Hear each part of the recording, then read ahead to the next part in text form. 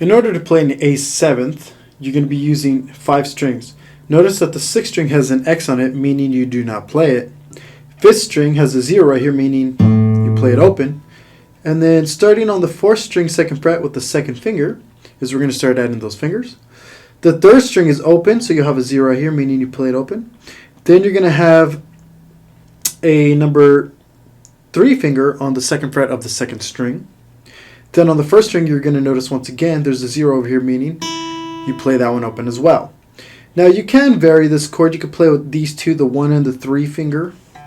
I like to play with the 2 and the 3 finger just like that though. It just feels very comfortable for me, and I keep my thumb a little high. Let's go ahead and strum that real quick. Single plucking actually. Now as far as for this chord, things that can possibly go wrong aren't that many. But if you're not giving your 2 fingers that you have down enough curl, you can, if like let's say if you put it like this, you can mute those strings that are below them when playing the chord.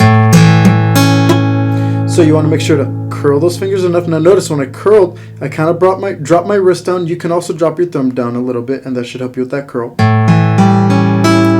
Whenever I play the A7, I sometimes play with my thumb kind of high, but I guess normally I do play with the thumb on the back of the neck where the thumbprint is touching the middle of the neck.